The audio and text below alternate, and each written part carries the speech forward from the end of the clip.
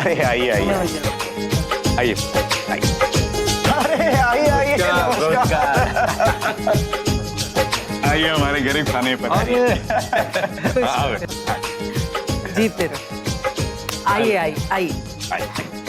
ये गरीब खाना नया नहीं है, समझिए हमारे लिए। और ईश्वर इस तरह का गरीब खाना सबको दे।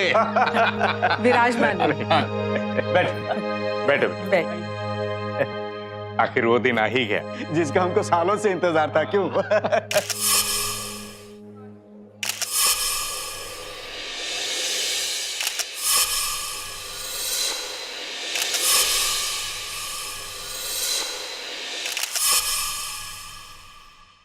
हमारे घर की अमारत है कहाँ? हाँ हाँ, वो तैयार हो रही है। ये तो बताइए कि आप लोग क्या लेंगे? पानी पिला दीजिए। जी जी, वो तो बिल्कुल, वो तो मिलेगा ही। पानी के साथ और क्या मिलाऊं? जाओ जी लेके। हाँ जी, जाकर। और सुनाई आने में कोई तकलीफ तो नहीं ना हुई?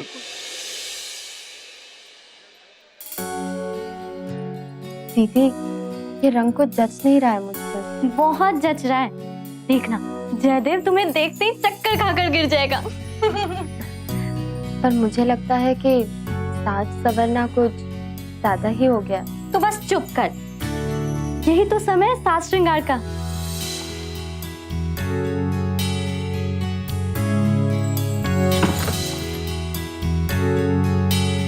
अरे रेनू, अरे बिटिया, और कितना टाइम लगाएगी?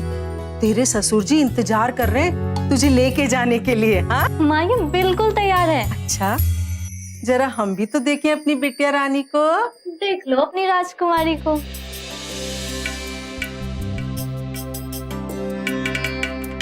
अरे वाह, कहीं नजर न लग जाए हमारी बिटिया रानी को। अब जल्दी से तुम दोनों बाहर आओ। हाँ, ठंडा नाश्ता दे दी। मेहमानों को कोई तकलीफ नहीं होनी चाहिए। जी साहब। ये एक गिलास सादा पानी पिलाएंगे? अभी लाता हूँ। हाँ, जल्दी जाओ। जैकी जी, आपसे कुछ जरूरी बात करनी थी, लेकिन अकेले में। क्या बात है शरण बाबू, हमसे कोनो गलती? अरे नहीं, बस आप चलिए ना बाबा, चलिए उस कमरे में आइए। भाभी अंदर आने दीजिए ना। अंदर आने के लिए इतने उतावले क्या हो रहे हो देवर जी? विदा करा के तो ले ही जा रहे हैं ना घर, फिर जितना मन करेगा निहारते रहिएगा। अरे भाभी, रेणुका पत्नी है हमारी, हमारा हक बनता है उसे देखने का। कहाँ है वो? नहीं, हक का जोर यहाँ नहीं चलेगा। चलिए निकलिए यहाँ से। देखिए भाभी, आप हमारे साथ अन्याय कर रही हैं। पति पत्नी के बीच में काहे दीवार बन रही हैं? मिलने दीजिए। दीवार नहीं, पहरेदार। और ये पहरेदार ने किया दरवाजा बंद। अरे भाभी, भाभी दरवाजा तो खोलो। भाभी दरवाजा खोलो। भैया, आप यहाँ पर भी पीकर आए हैं? क्या करें, आज मौका ही कुछ ऐसा, हम सोचे थोड़ा पी लिया जाए। चलिए अब संभल के। बता, हम बहुत खुश हैं। बहुत दिनों से इंतजार था इस दिन का। अब हमारा मन भी वहाँ लगा रहेगा। हम दोनों मिलकर उस घर पर राज करेंगे, है ना? दीदी, दो बहना देवरानी जेठानी बन के राज करेगी, ये बोलो। दीदी, ये हाथ कैसे जल गया? वो खाना बनाते समय जल गया। आप खुश तो है ना माँ? हाँ पागल, हम बहुत खुश हैं।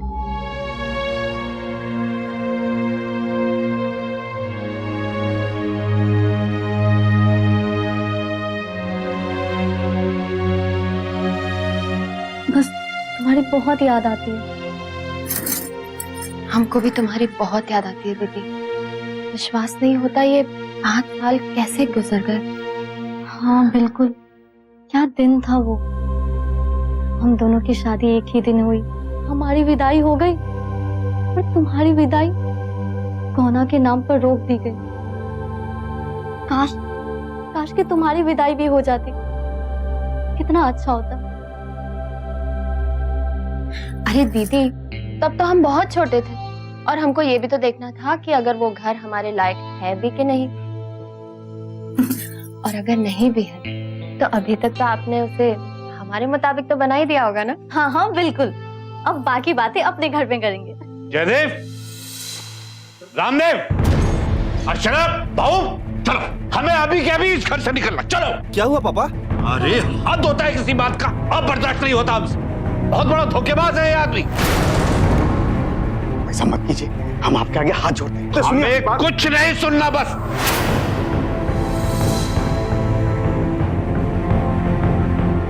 अब हमको यहाँ से जाना, चलो चलो। पापा जी ये तो बताइए कि बात क्या हुई है? हमने कहा ना, हमें कुछ भी नहीं कहना, लेकिन हम इस घटिया आदमी के घर में आप एक मिनट भी नहीं रुके। चलो चलो यहाँ से। देखिए सुनिए, आप ऐसा मत कीजिए। देखिए आज रेणुका की विदाई है, आज आप उसे अपने घर ले जाने वाले हैं, ऐसा मत कीजिए। अरे आप अपनी बेटी को अपने घर में रखिए जब तक आपका दिमाग नहीं ठिकाने आ जाता।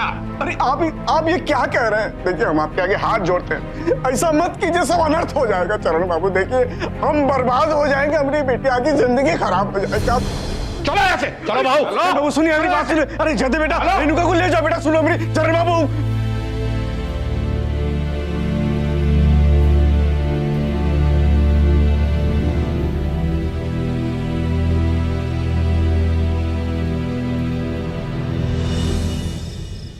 बिहार की राजधानी पटना से सटे दानापुर में बेटी की विदाई का खुशनुमा माहौल अचानक से भारी हंगामे के बाद गमगीन हो गया। दरअसल जिस घर में यह सब कुछ हुआ, उस घर की दो बेटियां रेणुका और अर्चना की शादी एक ही घर में 5 साल पहले हुई थी। 5 साल के बाद छोटी बेटी की विदाई का समारोह बिल्कुल ठीक ठाक चल रहा था, लेकिन अचानक लड़के के पिता चरणदास किसी बात को लेकर बेहद खफा हो गए। इतने खफा कि उन्होंने रेणुका को अपने साथ ले जाने तक से इनकार कर दिया। पर क्यों? आखिर उनके और रेणुका के पिता हरिओम त्यागी के बीच ऐसी क्या बात हुई कि वो एकदम से बिफर पड़े? किसी को कुछ समझ में नहीं आ रहा था कि हुआ क्या। आखिर ऐसी क्या गलतफहमी हुई कि खुशी का माहौल अचानक से गम के आंसू में बदल गया।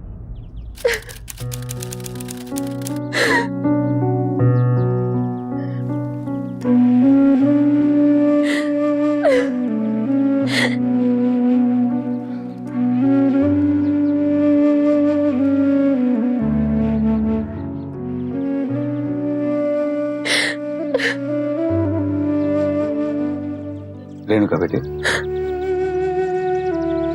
बाबूजी,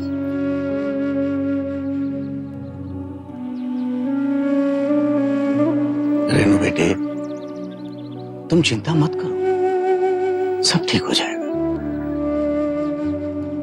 बाबूजी, लेकिन उन लोगों ने ऐसा क्यों किया? बेटे दरअसल वो चरण बाबू तुम्हें यहां से विदा करने से पहले हमारे सामने एक शर्त रखे। उन्होंने मुझसे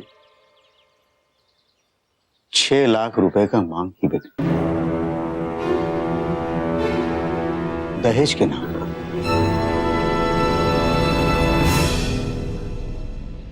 अब तो हमें अर्चना की भी चिंता हो रही। उन्होंने जाते समय हमें धमकी दिया, कहे कि अगर पैसा न दिए तो वो अर्चना को भी यहाँ वापस भेज देंगे।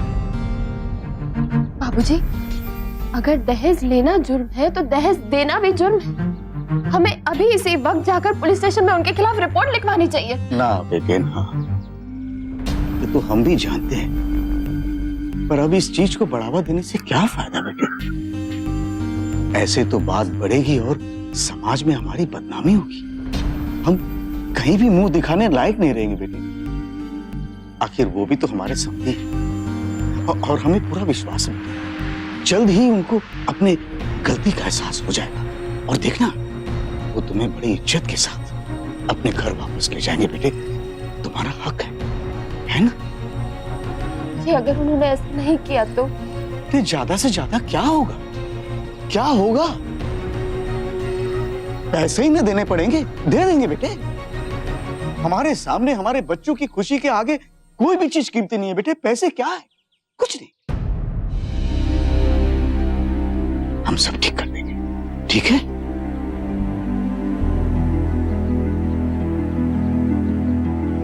जयदेव से बात करती हूँ। क्या बकवास कर रही हो रेणुका? मेरे पापा भला पैसे क्यों मांगेंगे? उल्टा तुम्हारे पापा ने हमसे पैसे मांगे। कभी सुना है किसी लड़की वाले को पैसे मांगते हुए? आपने ये गलत इल्जाम हमारे पापा पे लगा कैसे लिया? और किसने कहा आपसे कि हमारे पापा ने आपसे पैसे मांगे? हमारे पापा ने कहा है हमसे। आपके पापा ने कहा और बिना सोचे समझे आपने मान लिया? तुम भी तो यहाँ बिना सोचे समझे मुझसे सवाल कर रही हो। तुम क्या कर रही हो यहाँ पे? जाओ निकलो, निकलो यहाँ से फौरन। जाओ। पापा सही कह रहे हैं, तुम चली जाओ यहाँ से।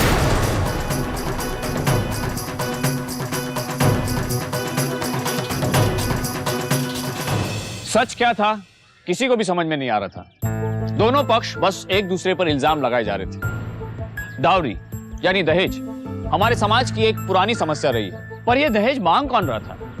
अक्सर ऐसी मांगे वर पक्ष की ओर से होती रही है, लेकिन यहाँ जो आरोप चरणदास लगा रहे थे वो बेहद चौंकाने वाला था। उनकी माने तो रेणुका के पिता ने उनसे दहेज की मांग की थी, और ये बेहद आश्चर्य करने वाली बात थी, क्योंकि ऐसा होता नहीं है कि लड़की वाले दहेज की मांग करें। ऐसे में कौन सच बोल रहा था? इसी उलझन के बीच इस मामले ने एक और नया मोड़ ले लिया। भाभी, आपने मेरी कैब देखी है क्या? मिल नहीं रही। मैं अभी लाई।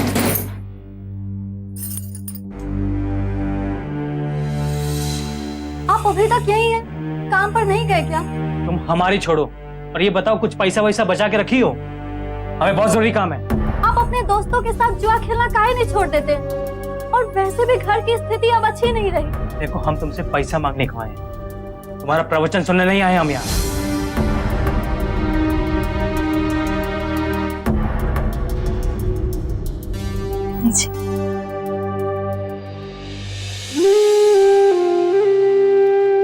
देखिए भाभी, आप जरा भी चिंता मत कीजिए, मैं सब कुछ जल्दी ही सुलझाने की कोशिश करूंगा।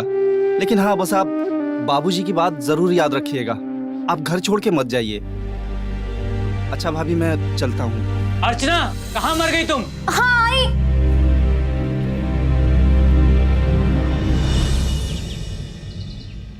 पैसा हमको जल्द से जल्द चाहिए, अब बहुत देर हो चुका है। देखिए, हमें थोड़ा दिन का मोहलत दीजिए। हमारा विश्वास कीजिए, व्यवस्था हम कर लिए थे, लेकिन वो बीच में अचानक कुछ गड़बड़ हो गया। बस कुछ दिन का मोहलत दीजिए, पक्का इंतजाम हो जाए।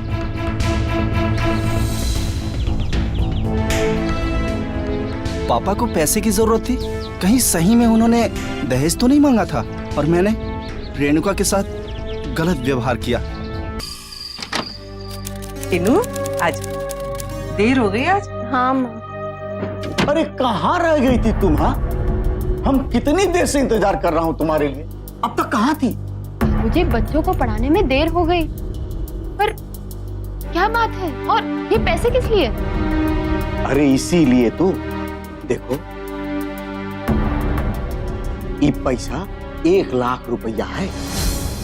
अब ये पैसा हम तत्काल जाके चरण बाबू के हाथ में दे देंगे। अब फिर उनसे बाकी के पैसे किस्तों में देने का भी बात कर लूंगा, ठीक है ना? बाबूजी, ये करने की कोई जरूरत नहीं। अरे बेटा, तुम नहीं समझती। देखो, हमरे लिए हमारा परिवार सबसे पहले है। बाबूजी, लेकिन आप इतनी जल्दी क्यों हार मान रहे हैं?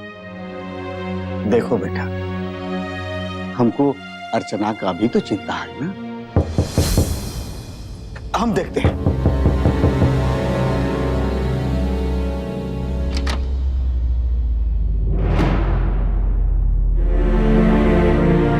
मुझे लगता है इन्हें कोई गहरा सदमा पहुंचा है, जिसकी वजह से ये बेहोशी की हालत से बाहर नहीं आ रही है। मैंने इंजेक्शन तो लगा दिए, पर इनको हॉस्पिटल में भर्ती करवा देना ही सही रहेगा। नहीं नहीं डॉक्टर साहब, ऐसा मत कीजिए। देखिए, इनका पूरा इलाज घर पे ही होने दीजिए। हम सारे इंतजाम कर देंगे डॉक्टर साहब। ठीक है, मैं कुछ दवाइयां लिख दे रहा हूँ, इसे मंगवा दीजिए। ये लीजिए। ठीक है डॉक्टर साहब, आइए हम आपको छोड़ देते हैं। जी जी, आइए।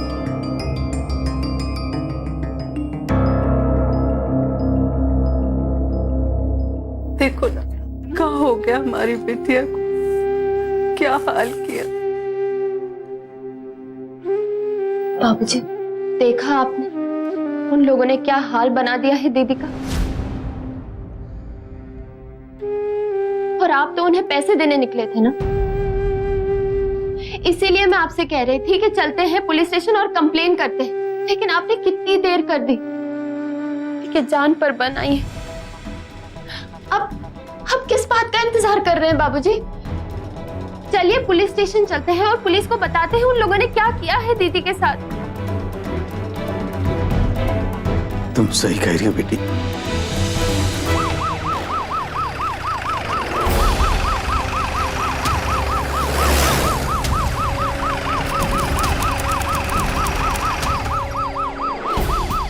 तुम लोग पीछे के दरवाजे पे जाओ, कहीं वो वहां से न भाग जाए। तुम मेरे साथ आओ।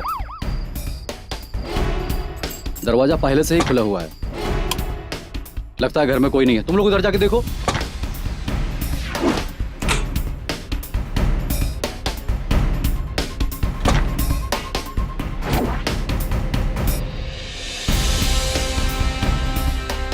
सर घर में कोई नहीं है, हम पूरा चेक कर लिया हूँ। लगता है सब फरार हो गए। इन मुजरिमों को पुलिस की गंध बहुत जल्दी लग जाती है। दरवाजे की कुंडी टूटी हुई है, मतलब कि अर्चना को इन लोगों ने कहीं बंद करके रखा होगा और उसने भागने की कोशिश की होगी। इस चरणदास को जल्दी से जल्दी पकड़ना होगा, नहीं तो ये कहीं दूर निकल जाएगा। चलो।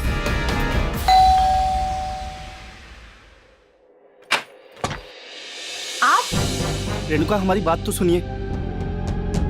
हम उस दिन के लिए माफी चाहते हैं। तुम हमारे घर पर आई और हमने गलत तरीके से व्यवहार किया। तुम सही ही थी, हमारे पापा ने ही पैसे मांगे होंगे।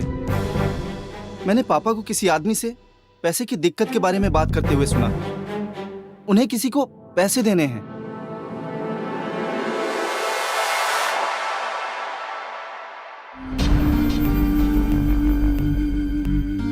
विश्वास नहीं होता कि पापा ने भाभी के साथ ये सब किया होगा। आप घर पे रहते ही कितने दिन हो कि आपको सब कुछ पता चलेगा? और फिर जब उन्होंने इतना सब कुछ किया है तो फिर उसके बाद भागने की क्या जरूरत थी? भाग रहे हैं? मतलब तुमसे किसने कहा कि वो भाग रहे हैं? पुलिस। पुलिस ने? ये घर के मामले में पुलिस का? ओह, तो तुम लोगों ने पिताजी के खिलाफ थाने में रिपोर्ट दर्ज की है? इतना सब कुछ करने के बाद उन्होंने कोई चारा नहीं छोड़ा हमारे लिए। मेरे पापा ने भाभी के साथ ऐसा नहीं किया होगा। मेरे पापा गायब हैं। लेकिन हमें अंदाजा है कि वो कहाँ होंगे। शायद सबलपुर में। वो वहां अक्सर जाया करते थे, लेकिन कभी कुछ बताया नहीं। ये जो गलतफहमी हुई है उसको दूर करने के लिए हम पुलिस की मदद करेंगे।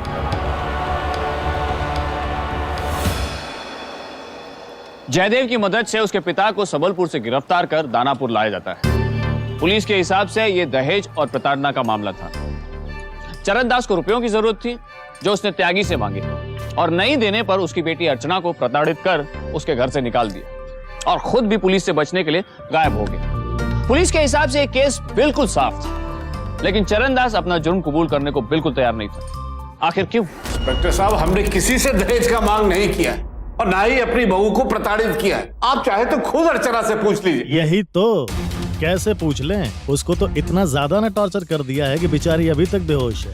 क्या तय किया है कि मतलब कब तक झूठ बोलना, उसके बाद कुछ पूछे फिर? हम झूठ नहीं ना बोल रहे हैं। अच्छा, ये बात भी सही नहीं है कि तुमको किसी को पैसे देने थे। नहीं इंस्पेक्टर साहब, हमको किसी को पैसा नहीं देना है। तुम्हारे ही बेटे का स्टेटमेंट है कि आपको किसी को पैसे देने थे। आप फिर भी झूठ पे झूठ बोले चले जा रहे हो। इंस्पेक्टर साहब, हमको किसी को पैसे नहीं देने और ना ही हमने त्यागी से पैसा मांगा। उल्टे त्यागी ने हमसे पैसा मांगा कि वो अपनी छोटी बेटी को उसके बदले में विदा करें। अरे भगवान, कितना झूठ बोलते हो। पता है दुनिया हंसेगी तुम्हारे ऊपर और शायद अंदाजा नहीं है कि क्या बक रहे हो। ये तो पता है ना कि दहेज लेने और बहू को प्रताड़ित करने के जुर्म में यहाँ पर हो। सच बोलो, कोऑपरेट करो, समझे? और जाओगे लंबे समय के लिए भीतर। अगर तुम्हारे दिमाग में ये आ रहा होगा कि कल को बेल हो जाएगी तो उसको निकालो और फेंको बाहर तुरंत। बिल्कुल सच कह रहे हैं इंस्पेक्टर साहब। ये लात के देवता हैं, ये बात से तो बिल्कुल नहीं मानेंगे। चलिए इसी से समझाते हैं। लेकिन मैं कह रहा हूँ हम बिल्कुल सच कह रहे हैं। इंस्पेक्टर साहब, हमें पिताजी से मिलना है। कौन है तुम्हारे पिताजी? जी, चरणदास जी। ना, उनसे मिलने की परमिशन हम आपको नहीं दे सकते। सर देखिए, मेरा उनसे बात करना बहुत ज्यादा जरूरी है। बात करने का कोनो फायदे नहीं है तो क्या बात करोगे? तुम्हारे पिताजी बहुत जिद्दी आदमी हैं, वो सच बोलेंगे ही नहीं। लेकिन उनको पता नहीं है कि पुलिस सच कैसे उगलवाती है। आप एक काम करिए, घर जाइए। घर देखिए जाइए। इंस्पेक्टर साहब, मेरा क्या उनसे कहा मैंने? घर जाइए। लेकिन मैं यहाँ बाहर बाहर, घर जाइए। अरे जयदेव, जी पापा। जयदेव, हम कुछ नहीं किए हैं बेटा, कुछ नहीं किए। हमको यहाँ से जल्दी निकालो, जल्दी से। अरे ज्यादा चिल्लाओगे तो मुंह पे टेप चिपका देंगे। कुछ नहीं किए बेटा।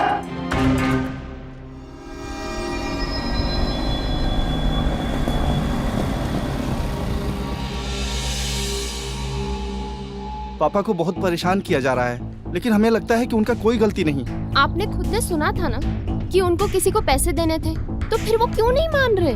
यही तो मेरी समझ में नहीं आ रहा रेणुका। हमें केवल इतना मालूम है कि पापा किसी जरूरी काम से सबलपुर जाया करते थे। इससे ज्यादा कभी कुछ नहीं कहा उन्होंने। शायद वहाँ जाके हमें सच का पता चल जाए कि वो वहाँ क्यों जाते थे।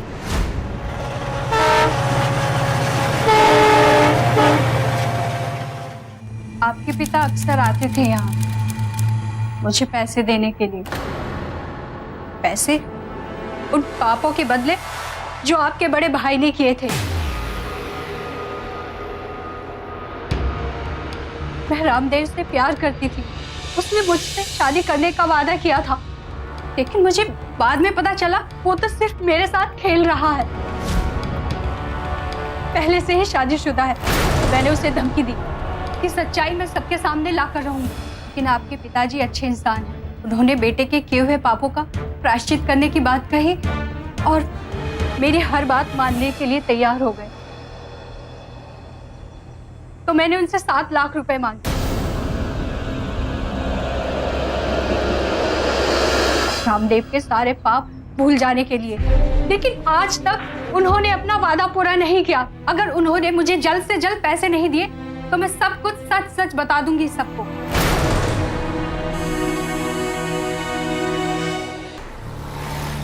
ये सारी दवाइयाँ चाहिए। जी मैम।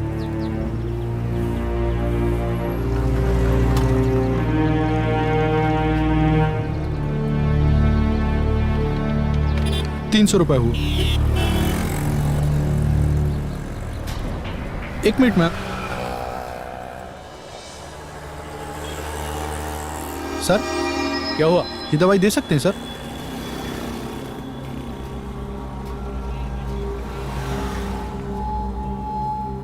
आपको ये दवाई क्यों चाहिए? मेरी दीदी के लिए। पर क्या आप जानती हैं ये किस चीज की दवा है?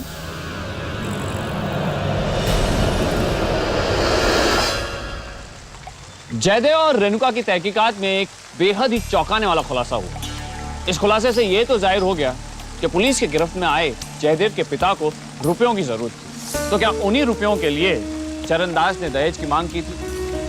क्या वो दहेज की रकम लेकर अपने परिवार को बदनामी से बचाना चाहते थे? इस खुलासे का इशारा तो इसी और था, लेकिन लाल रंग की दवा की बोतल मामले को कुछ अलग ही रंग दे रही थी। आखिर दवा की उस लाल बोतल में साजिश का कौन सा रंग मिला था?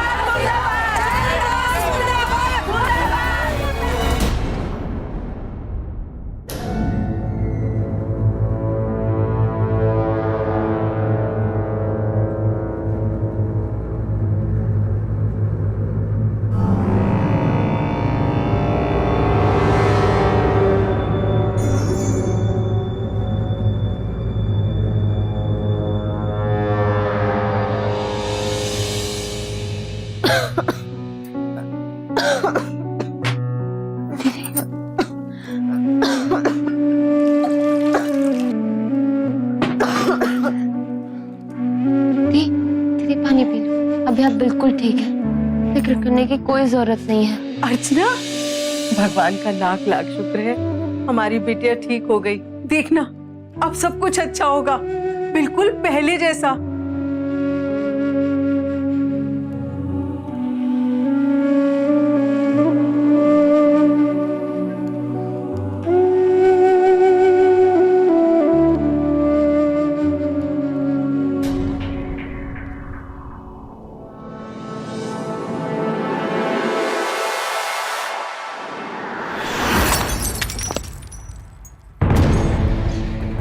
अरे रेनू, ये क्या करी?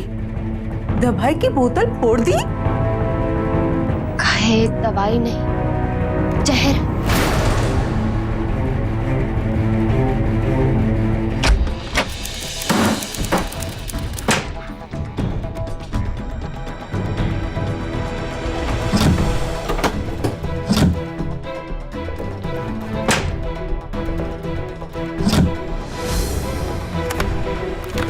अरे ये सब क्या है? या क्या कर रही है? क्या है ये सब कुछ?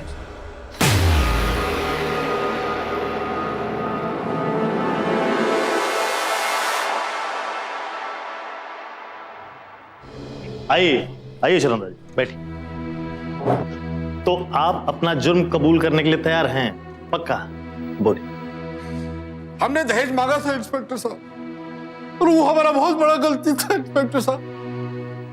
उसके लिए हमको माफ कर दो, हम माफी मांगते हैं उसके लिए।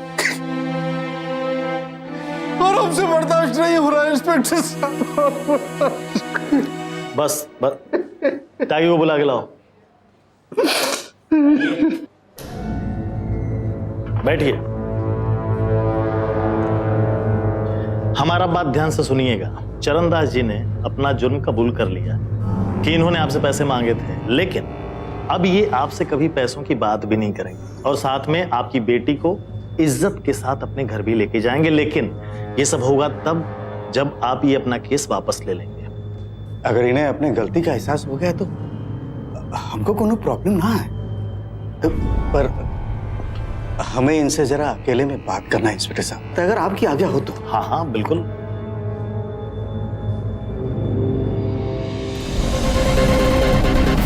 भैया जल्दी चलिए प्लीज।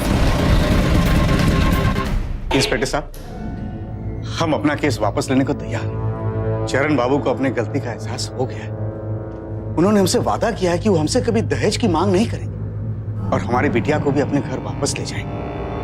आप सब लोगों का बहुत बहुत धन्यवाद। अरे आज आपके वजह से हमारी बिटिया का घर बर्बाद होने से बच गया इंस्पेक्टर साहब। अच्छा, अब हमें आप कह दीजिए, एक खुशखबरी हमको घर में भी तो सुनाना है। हाँ हाँ। अच्छा।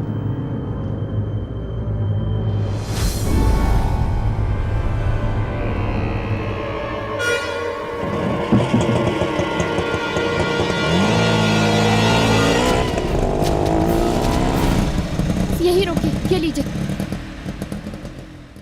इंस्पेक्टर साहब, हाँ क्या हुआ? ये देखिए।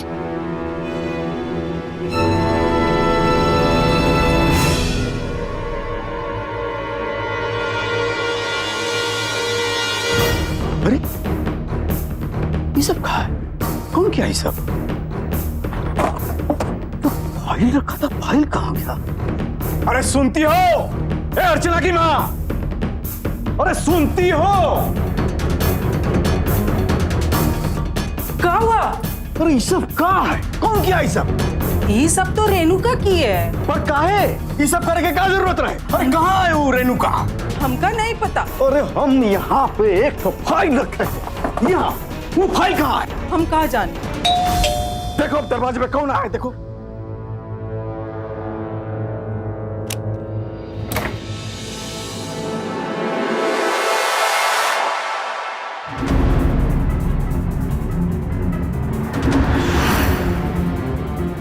तुम क्या सोचती हो अपने आप को? हाँ? ये सब क्या किया हो? आपको ये सवाल करने का कोई हक नहीं है हमसे। काहे कि आप हमारे बाबूजी नहीं हैं, दलाल है आप, दलाल। अपने ही फायदे के लिए अपनी ही बेटी को दांव पर लगा सकते हैं हम। बेटी बिचवा है आप।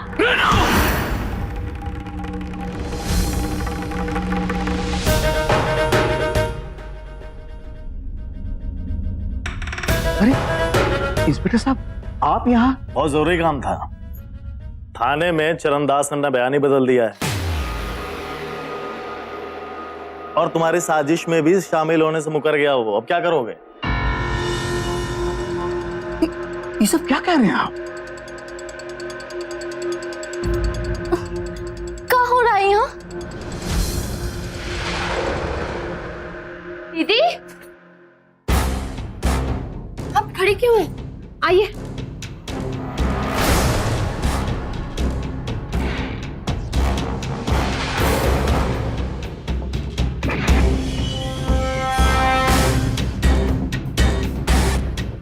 दीदी को होश में देखकर आप दंग रह गए।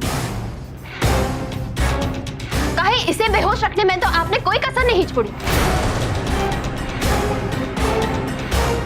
जब तक आप चाहे। क्या हो रहा है सब? और तुम बाबूजी से इस तरह काहे बात कर रही है? अरे ये पगला गई है तुम्हारी छोटी बहन। काहे पगलाई हूँ ये नहीं जानना चाहोगे दीदी? हम बताते हैं तुमको, तुम्हारी इस हालत का जिम्मेदार कौन है? तुम्हारे ससुर, जो दहेज लेकर तुम्हें मारे और फिर इसी दरवाजे पर फेंक कर जाए। नहीं नहीं, ऐसा नहीं हो सकता। तो तुम्हें बताओ सच क्या है? वो दिन तो हम घर में अकेले थे। कौन कौन? बोल क्यों नहीं है? हमारे ससुर जी तो हमको बहुत मानते हैं, हमारा बहुत ख्याल रखते हैं, वो बहुत प्यार करते हैं हमसे। बिल्कुल सही। और ये सब कुछ तुम हम सबको आकर बता ना दो, इसीलिए हमारे पूजनीय पिताजी ने तुम्हें बेहोश रखा। अरे क्या कहे जा रही हो? हाँ, अरे पगला गई हो का? काहे? सच कड़वा लगा? आपने इसको जो दवा देकर बेहोश रखा वो ये दवाई है ना?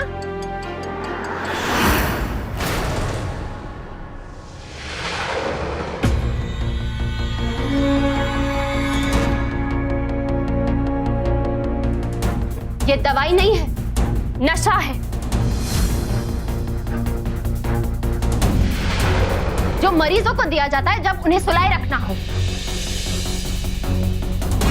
हम ये नहीं जानते कि ये दवाई आपने कहां से खरीदी, लेकिन ये जरूर जानते हैं कि इसे सुलाए रखने के लिए आपने इसी दवाई का इस्तेमाल किया। आज तुम होश में क्यों?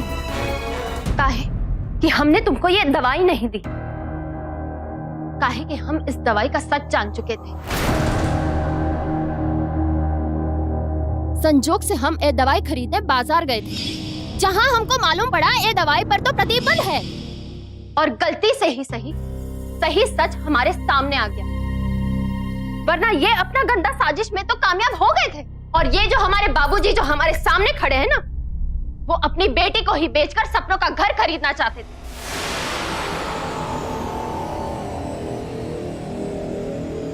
और ये है इनके गंदे साजिश का सबूत, उस घर के रजिस्ट्रेशन पेपर। सिर्फ एक नजर पड़ी थी हमारी आप पर, जिस दिन आप 1 लाख रुपए लेकर दहेज देने जाने का नाटक कर रहे थे। ये पैसा 1 लाख रुपया है। अब ये पैसा हम तत्काल जाके चरण बाबू के हाथ में दे देंगे, अब फिर उनसे बाकी के पैसे किस्तों में देने का भी बात कर लूंगा। दरअसल वो दहेज नहीं देने जा रहे थे, उस घर का डाउन पेमेंट दे रहे थे। वैसे प्लान तो आपका बिल्कुल सही था। पहले आपने आपकी खुद की बेटी का अपहरण करवाया और फिर इल्जाम ससुर जी पे डाल दिया, और फिर अपने ही आदमियों से कहा कि अपनी बेटी को दरवाजे पर छोड़ दे और उसे नशा दे दे, ताकि वो हमें आकर सब कुछ नहीं बता सके। और फिर यहाँ आप उसे नशा दे देंगे। तुम लोगों ने ही दवाई दी थी कहाँ? डॉक्टर साहब ने भी तो हिदायत दी थी ना, इसे समय समय पर दवाई देते रहिएगा। तब तक जब तक आपको जयदेव के पापा से पैसे नहीं मिल जाते। हाँ बोलो। हाँ, हम लोग उसे उठा लिए, दरवाजे पे छोड़ना ही था। अरे नहीं अभी नहीं, हमारी छोटी बेटी अब तक घर नहीं आई है, इंतजार करो जब तक वो घर नहीं आ जाती। और सुनो, अर्चना को दवाई दे दियो कि नहीं? हाँ दे दिए, थोड़ी होश में, बस जल्दी बेहोश हो जाएगी। अच्छा। उस दिन आप हमसे नाराज हुए, काहे कि हम घर देर से लौटे। दरअसल हम ये समझ नहीं पा रहे थे कि आप चाह रहे थे कि सब कुछ हमारे सामने हो और हमारे दिल में उस घर के लिए नफरत भर जाए। जयदेव के पापा से आपने पैसे मांगे, जब आपको पैसे नहीं मिले तो आपने दहेज उत्पीड़न का केस दर्ज करवाने की धमकी दी उन्हें। जब तब भी नहीं माने तो आपने उन्हें उसी केस में फंसा दिया। आप जैसे लोग कानून का गलत फायदा उठाते, खेलते हैं कानून के साथ, क्योंकि आप लोग समझते हैं कि कानून अंधा होता है। इंस्पेक्टर साहब, आप इन पर विश्वास मत कीजिए। देखिए ये सब हमारे खिलाफ साजिश है। उस चरण बाबू ने इसको पैसा खिला के हमारे खिलाफ खड़ा कर दिया। अरे हमारे खिलाफ कोई सबूत है आपके पास? बताइए, नहीं है ना?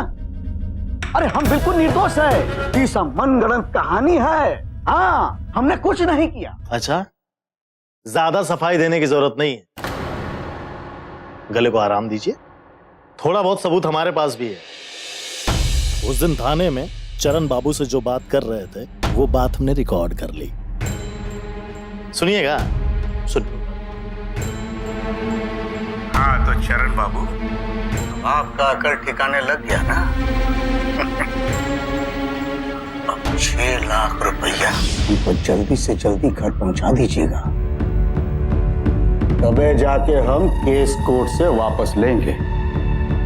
और हाँ, याद रखिएगा, पहले हमको पैसा चाहिए, पैसा। नहीं तो आप तो अब तक समझ ही गए होंगे कि 6 लाख रुपया भारी है।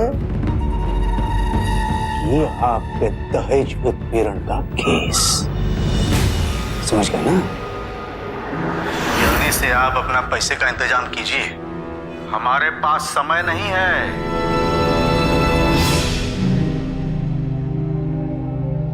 हमने पूरी रिकॉर्डिंग कर ली थी।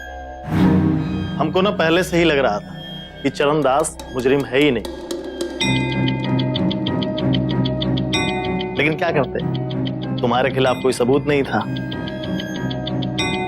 लेकिन जब रेणुका हमारे पास आई तब सारी बात साफ हो गई थी। कुछ कहिएगा? आपने ऐसा काहे किया बाबूजी? बस कुछ पैसों के लिए? हाँ दी, बस कुछ ही पैसों के लिए। इनका सपनों का घर ज्यादा कीमती है अपने परिवार के खुशियों से। इनका स्वार्थ ज्यादा कीमती है अपने बेटियों से। और इनके संबंधी की प्रतिष्ठा। चलो, जेल में चक्की पीसते पीसते इस बात की तो तसल्ली रहेगी कि तुम्हारी बेटी बहुत ही समझदार और होशियार है, और तुम इसके बाप हो। ले चलो इसको।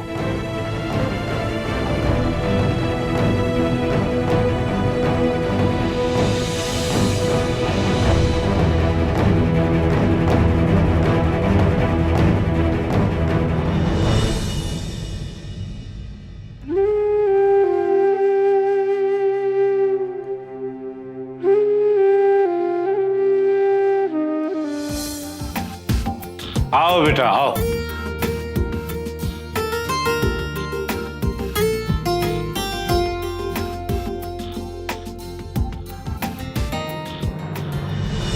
हरिओम त्यागी को अपनी बेटी को किडनैप करने और उसे मानसिक और शारीरिक रूप से प्रताड़ित करने के लिए आईपीसी की धारा 363 एवं चरणदास को ब्लैकमेल करने और जबरदस्ती पैसे उगाही के लिए उसे मजबूर करने के लिए आईपीसी की धारा 384 के तहत गिरफ्तार कर केस चलाया गया और उसमें उसे 7 साल की जेल और 1 लाख रुपया जुर्माना लगाया गया। ये सच है कि दहेज के लालच में आकर न जाने कितने ही लोग दानव बने हैं, न जाने कितने ही मासूमों को अपनी जान गंवानी पड़ी है। एक आंकड़े के मुताबिक 2011 में दहेज के कारण 8,618 औरतों ने अपनी जान दी है। यही कारण है कि इस कुप्रथा के खिलाफ सख्त कानून बनाया गया है ताकि ऐसे करने वाले किसी भी शख्स को सख्त से सख्त सबक दिया जा सके।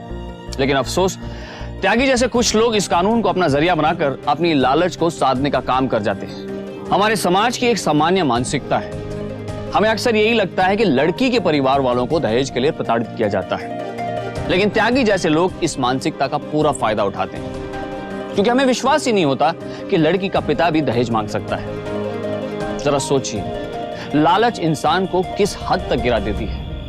महज एक घर के लिए हरिओम त्यागी ने अपनी दोनों बेटियों के बसे बसाए घर को उजाड़ने की साजिश रच डाली। लेकिन साजिश कितनी भी गहरी क्यों ना हो, सच्चाई उसका सिरा तलाश ही लेती है। इस मामले में भी रेणुका ने पुलिस से मिलकर वो सिरा तलाश लिया। याद रखिए, दहेज लेना और देना दोनों अपराध है। शादी भरोसे के साथ जिंदगी के निर्वाह का मेल है, सौदा नहीं। इसलिए सतर्क रहिए, सुरक्षित रहिए, जागरूक रहिए। अब मुझे दीजिए इजाजत, फिर होगी आपसे मुलाकात। तब तक सावधान इंडिया, इंडिया फाइट्स बैक।